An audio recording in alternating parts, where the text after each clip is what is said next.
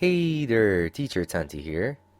Today I'm going to be showing you what a Java program looks like. It seems like students can read programs before they know how to write their own. So I'm going to be writing a Java program which finds prime numbers and record it for you to follow what I'm doing. It's a simple program with no mouse, no pictures, no colors, in order to keep things simple. But don't worry, later we'll be doing more interesting programs. I'm going to be using Netbeans in order to write my program, which you can download from the link in the description box below. Let's get started. As soon as you start Netbeans, you need to start a new project. So click on this button up here, and you'll start a wizard. Click Next. And now you have to give your program a name. I'm going to name mine My Program. And then just click down here on Finish. And that's it. You've created a new project and can start your program, and this is where you'll be writing your program.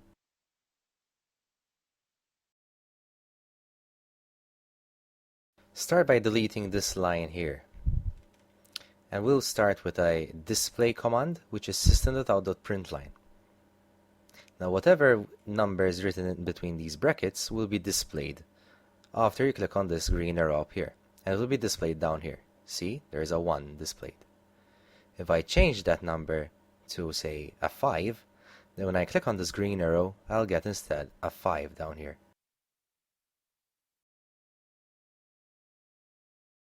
You can display more than one line by writing several print line statements under each other. This program, for example, will display 1 for 10 times under each other. See? Now, of course, we cannot change those ones in order to be a sequence of numbers from 1 to 10, for example. And when we run this program, then we'll have a sequence from 1 till 10. But there's a much shorter way to display a sequence of numbers in Java, and that is by using something called a for loop. And a for loop is a statement in Java where you give it the number that you want to start from, the number that you want to end with, and how much difference there should be between one number and the next. See, so it starts from 1, goes on to 10, and it adds 1 between each number. So it will do the sequence 1, 2, 3, 4, 5 until 10. If we change that number to a 5, that will start from 5 and go up to 10. If we change the second number to be a 5, then the sequence will go from 1 to 5. And if we change the last number from a 1 to a 2, then it will add 2 between each number, and so it will go 1, 3, 5, 7, 9. Always adding 2.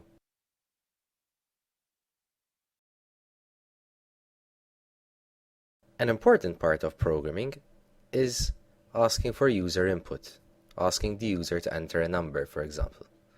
In Java, you can do that by writing the statement new scanner system.in .next int, and then right click and choose fix imports, and we'll call the input, the number that the user entered, the name input. So then we can display that input. There are other ways of doing this in Java, but they take more time to explain. So let's try this. We click on run, and now the program is waiting for us to enter a number. We entered 5, and 5 got displayed back out. If we run it again, then we can enter another number, for example 10, and 10 will be displayed back out.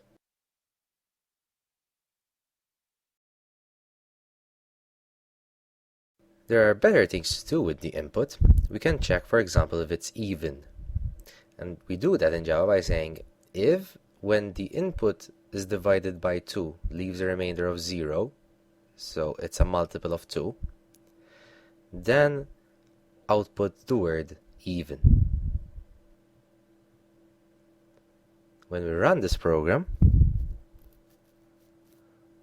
and we enter an even number, we get back the word even. If we run it again and enter an odd number, for example 5, then we get nothing back. If we want the word odd to be displayed when an odd number is entered, then we need to say else, so if the remainder is not equal to 0, else display the word odd. So now if we give it an even number, we get the word even. If we run it again and give it an odd number, we get the word odd.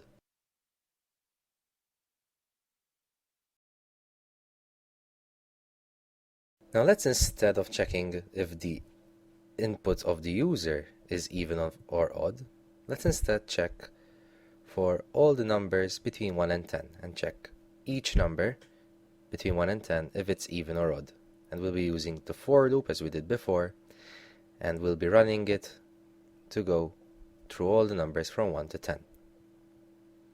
And of course, we will now check if that number, when divided by 2, leaves a remainder of 0. Each number between 1 and 10. If we run this program, then we get odd, even, odd, even, odd, even. Why? Because 1 is odd, and 2 is even, and 3 is odd, and 4 is even, etc. Now if instead we wanted to display the numbers themselves, the even numbers themselves, then instead of displaying the word even, then we display the number. If when divided by 2 it leaves a remainder of 0, so we get 2, 4, 6, 8, 10. All the even numbers between 1 and 10. Now if instead we wanted to display the odd numbers, then we check if when divided by 2 they leave a remainder which is not equal to 0. Exclamation mark equals 0. And so we get 1, 3, 5, etc. All the odd numbers between 1 and 10. Now since it's a for loop, then we can easily change the range. So now we're checking for all the odd numbers between 1 and 20. And what I'm going to do now is I'm going to ask the user to enter what the maximum number should be to check. So we will go between 1 and this number, which we will call max number.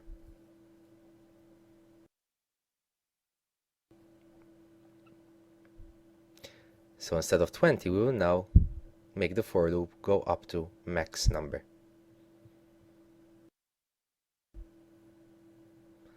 So we enter the number, for example, 5, and we'll check all the odd numbers between 1 and 5. If we run it again, we can give it instead, for example, a 10, and it will display all the odd numbers between 1 and 10. At the moment, the program just waits for us to enter a number without telling us what to do. So let's make it a little easier to use by putting a print line which will give us an instruction, such as please enter maximum number. So now when we run the program, when it's waiting for us to enter the number, it will tell us what to do, and that will make the program a little easier to use. Let's also input a blank line over there in order to separate what the number that the user entered from the numbers that the program gives back. You'd put a blank line by entering a print line with nothing in between the brackets like that. See? And now there's a blank line separating the input from the output.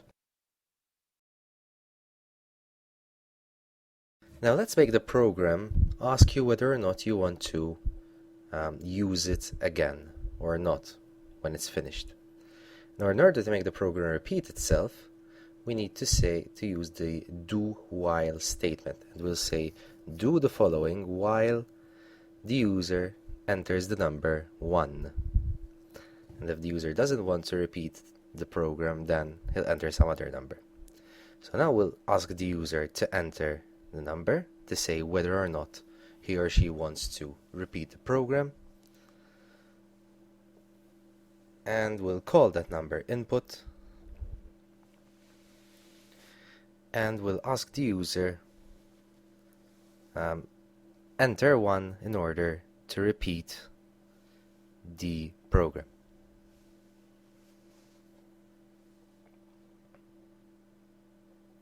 So we run it. Now it asks us to do its thing, and then it asks us whether or not it wants to repeat. We enter 1 to repeat, and again it does its thing. If we enter 0, for example, then the program will end. Now let's put a blank line before it asks whether or not you want to repeat the program. So we enter the maximum number to display the odd numbers. See, there's a blank line, we enter 1 and it repeats itself. Now we enter 0 and the program ends. Now let's make the program a little more interesting. Instead of looking for odd and even numbers, let's instead make it look for factors of a number that the user enters.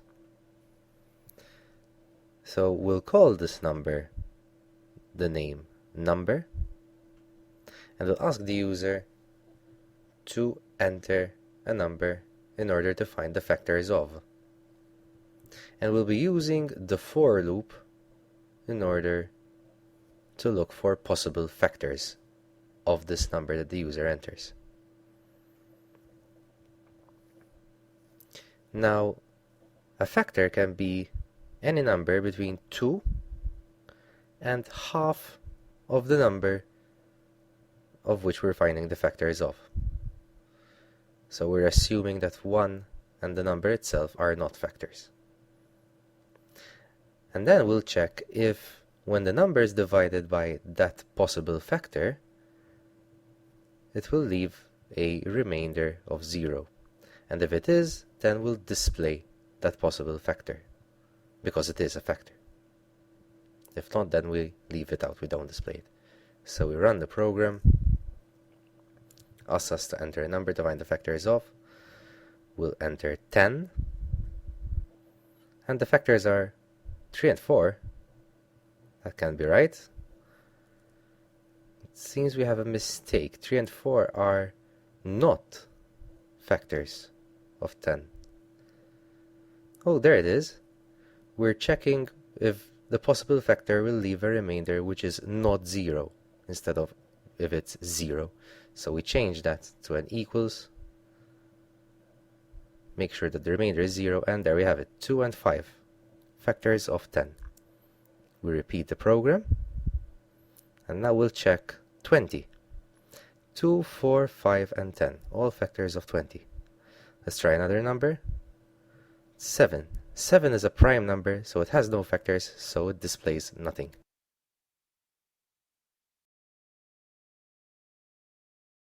Now let's make the program just check if a number is a prime number. And a number is a prime number if it has no factors.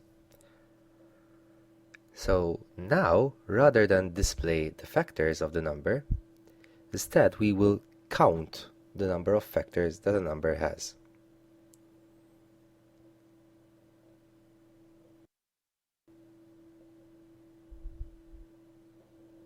So we start from 0, start counting from 0, and every time that we find a factor, which is a number which, when you divide the number that the user entered by it, gives a remainder of 0. Every time that a factor is found, we will add 1 to the number of factors. And at the end of the loop, we will check if the number of factors is 0. If it is 0, then we display that the number is a prime number.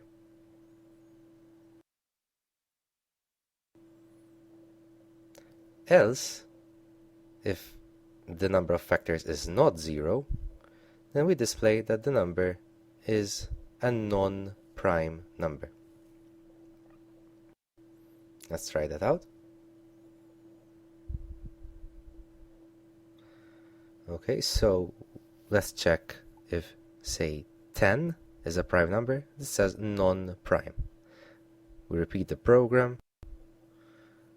We try 5, and 5 is prime. Repeat the program again. Let's try some larger numbers. 81. 81 is non-prime. Repeat the program. 83. 83 is a prime number. Now let's make the program a little more interesting. Instead of making it check if a given number is a prime or not, Instead, we can look for prime numbers within a certain range. So for example, we'll look for all the prime numbers between 2 and 100.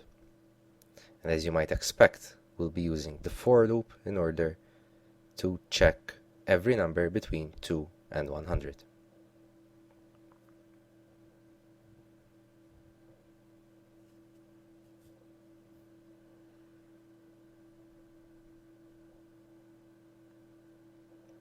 And if the number has no factors, then it is a prime, and we will display that number. So we'll display all the prime numbers between 2 and 100.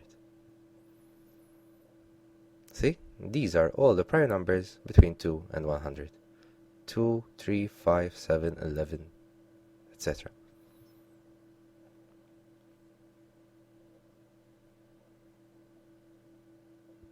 Okay, now let's change the range. Instead of checking for all the numbers between 2 and 100, let's check all the prime numbers between 100 and 200. See, these are all the prime numbers between 100 and 200.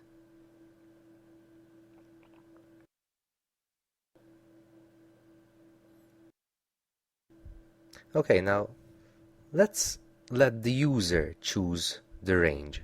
Let's ask her to enter a minimum and maximum number to check for primes, and we'll call them min and max. And we'll make the for loop go through all the numbers between min and max. Let's try it out. Okay, so we'll check for all the numbers between, say, 1000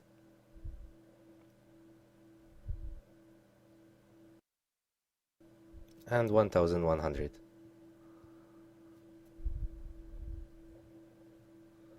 These are all the prime numbers between 1000 and 1100. Let's try that again. Let's check for all the prime numbers between 1 million and 1,100,000.